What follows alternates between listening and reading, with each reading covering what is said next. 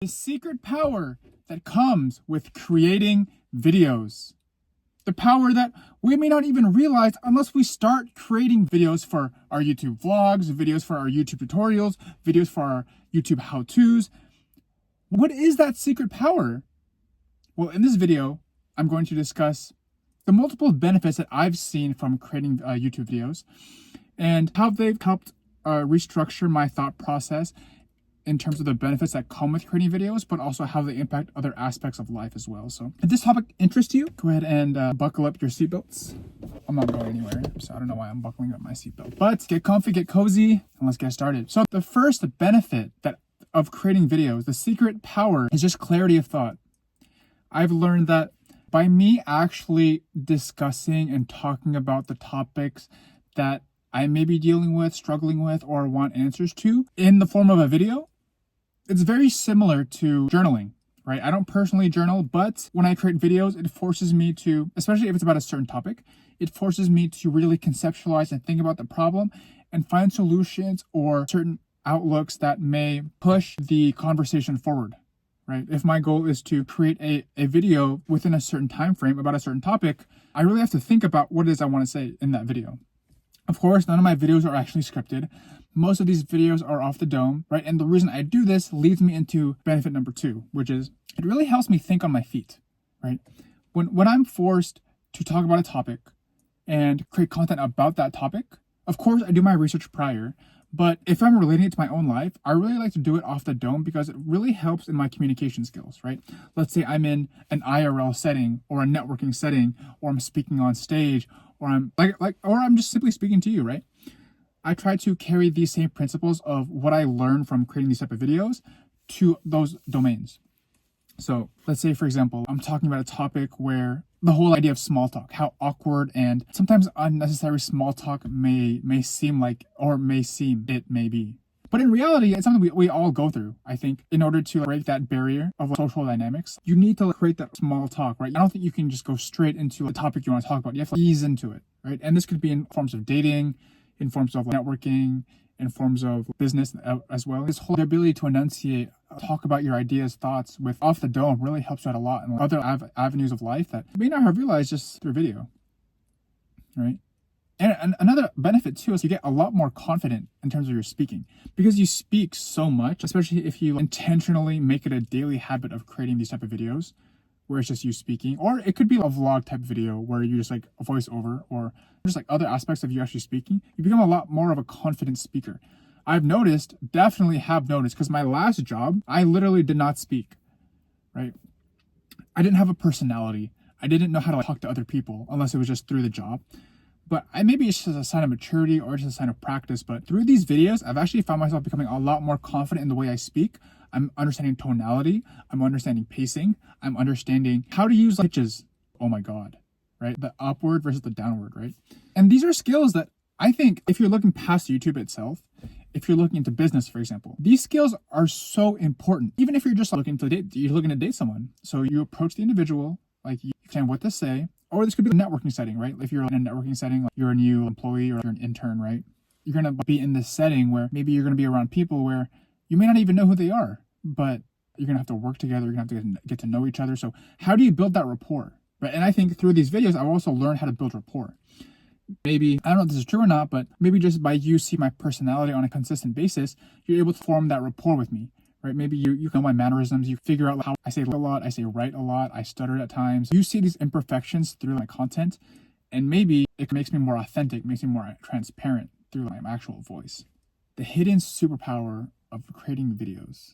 And honestly, you never really know where these videos may lead, right? Of course, right now, for me, I'm just speaking into like a pitless asylum where like maybe no one's even watching my videos. So why even do them, right? You never really know. I think if you build it up a strong enough base, especially on YouTube, right? If you build a strong enough base where you're consistent for a period of time, you put out content that people actually want, people actually desire, people actually find value in, maybe, right? Maybe I'm learning as I go. Maybe it'll pay off, right? Especially if it's like evergreen content, like content that people will find valuable maybe later down the road. I don't think anyone's like specifically looking for ways on how the superpowers that come with creating videos. But I think maybe further down the line, if someone is looking to create videos and they want like advice, input, or whatever, maybe like you're watching this further down the road, you're going to find value through this video of just me rambling. Currently, I'm at 54 subscribers, right? January 31st, I started taking this channel seriously, and it's grown from 3 subscribers to 54 now. And I've kind of this like strategy, this daily habit of creating a short every day and a long form video every day. And now my transitioning is have the short relate to the long form, where the short is like an insight into the long form, right? And because like my content tends to like on like development and the intersection of like development and content creation, there are like a lot of valuable insights that I share, mostly because like, I just want to learn myself. I want to learn how to become a better person, like personal development. And I want to learn how to like on social media through content creation, right? So my short form is very educational based, right? I try to provide value in those like the 40 seconds.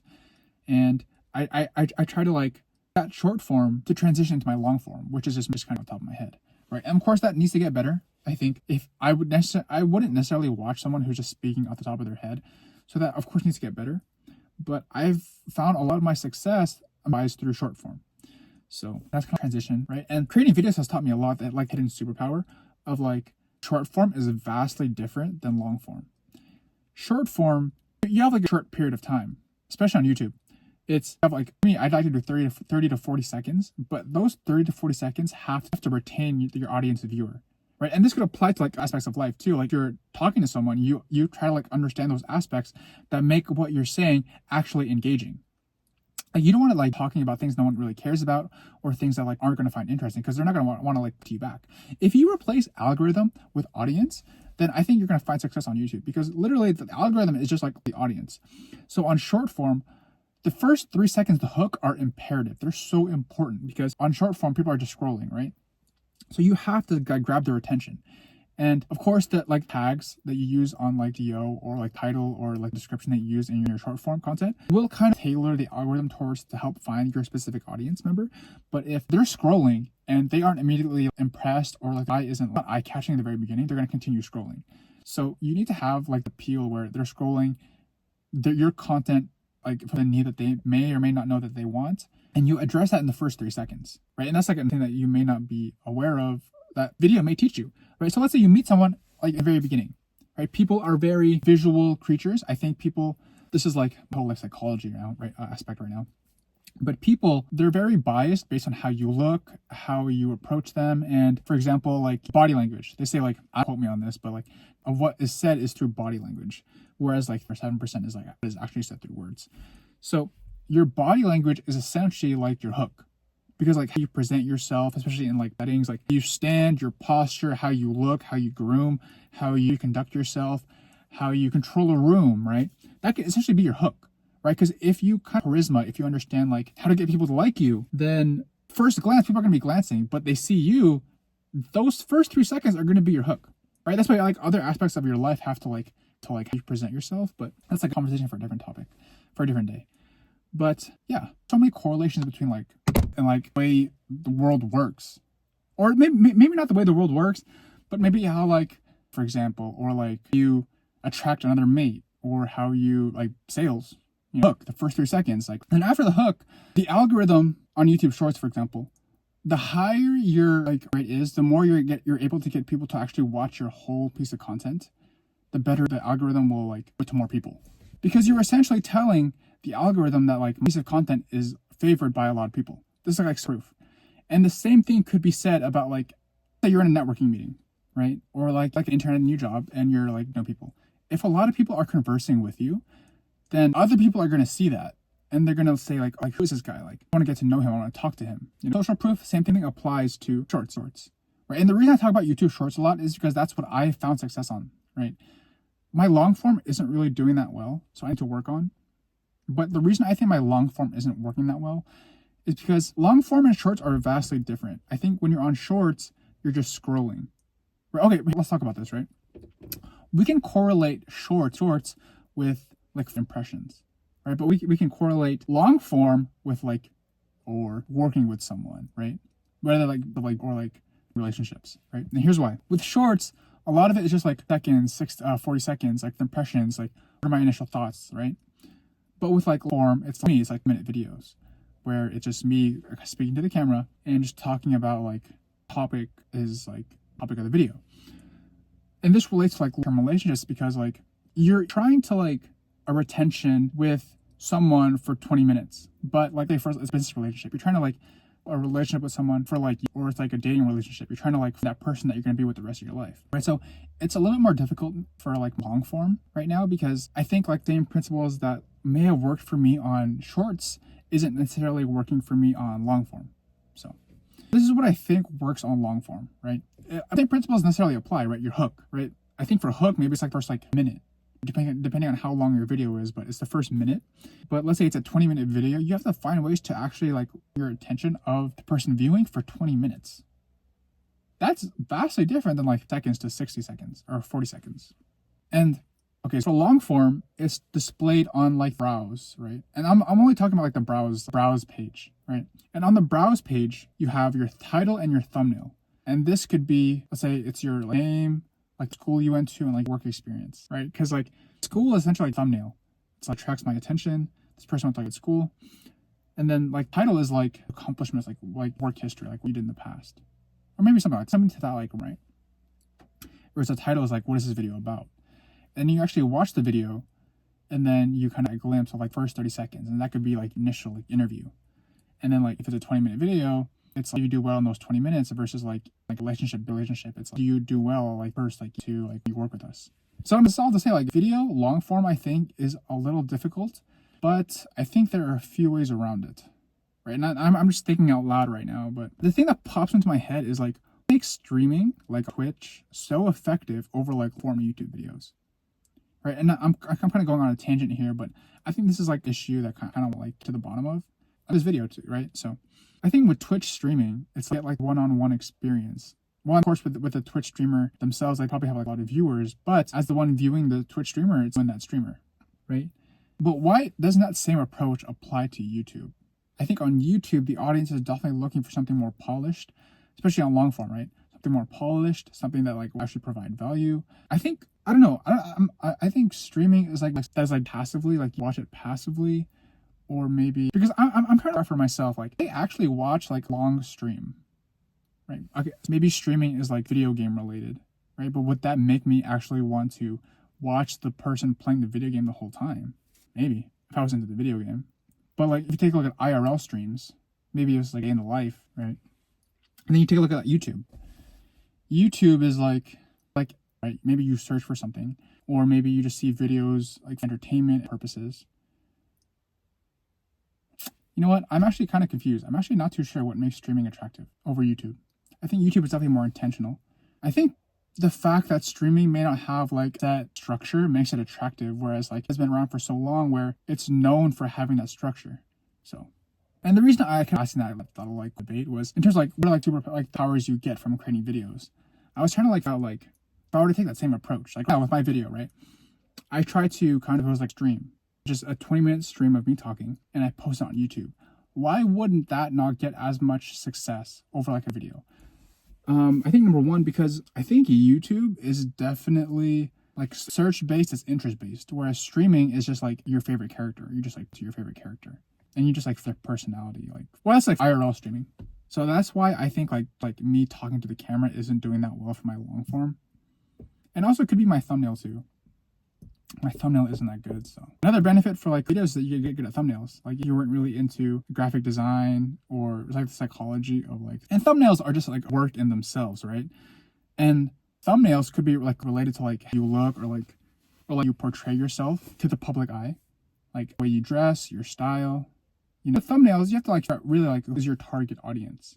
And I think once you understand who your target audience is, you're able to like get into the psychology of why they would click this video. And same thing could be said about dating too. You really have to figure out like who your target ideal person is, right? Like your type.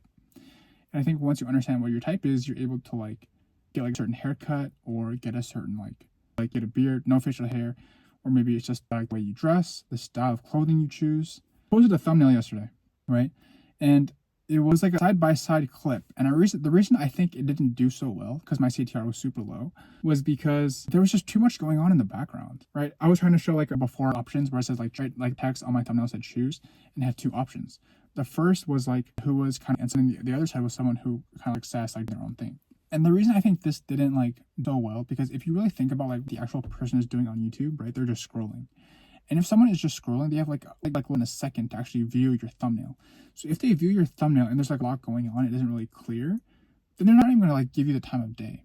So I think my mistake was like my thumbnails, I had like a focus, like an idea, but like my background of those thumbnails, there was just so much going on that I think if you were just like, you would just pass by because you wouldn't even like bet the time of day. You wouldn't even try to figure out what it is because there's just so much going on and there's so many better options. I think what I should have done is like a clear like black background and like the main point, make it easier for my viewer to pinpoint what it is, like main topics of what of the reason they would click on this video.